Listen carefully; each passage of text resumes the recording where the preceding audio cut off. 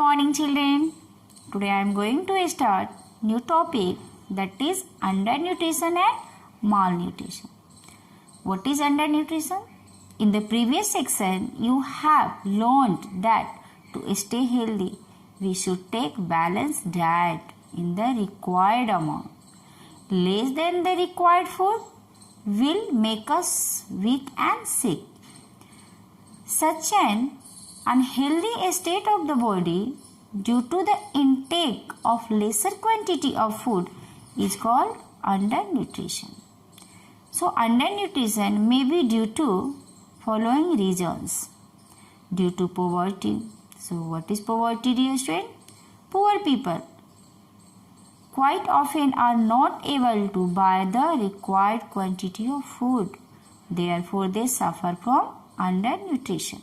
Next, due to the non-availability of food, sometimes due to reasons beyond the control of people, sufficient food might not be available, so they can take it. For example, which condition they are not able to take the food?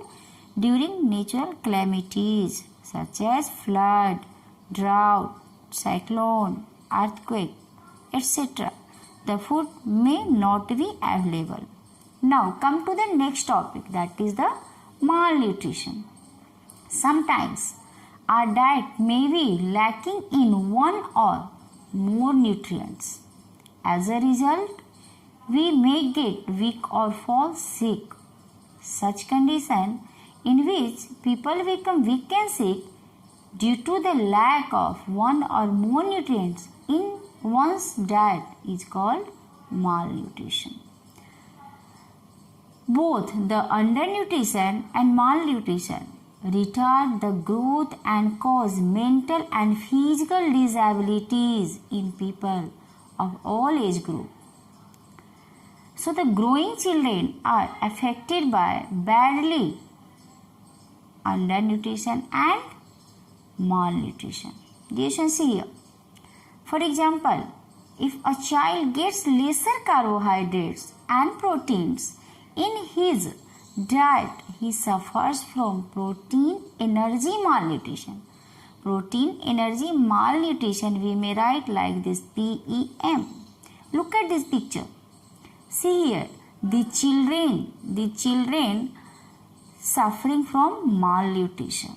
How they look. Now, dear students, we have to read the next topic, that is the obesity. So, what is the obesity? The overweight and bulkiness of a person's body due to the excessive accumulation of fat in it is called obesity, or obesity also said to be motapa. Now, what are the causes of obesity? First, overeating, particularly fat-rich food. Another problem also, hormonal imbalance, metabolic disorders, lack of physical work or exercise. So, we should exercise regularly. Now, how to control obesity? You may control your obesity like this: doing physical exercise regularly and regulating the lifestyle, means do the physical work as much possible. Taking medicines to correct hormonal imbalance and or metabolic disorders as per your doctor prescribes. Now next, avoiding high fat and high carbohydrates food. Dear students, obesity is a serious health hazard. It is a big problem. It causes many diseases. Look at this picture which shows how people suffer from obese diseases. So dear students, what I have taught in this topic, you have to prepare the notes from the video and learn it also. Now the topic is over. Thank you. Take care. Bye-bye.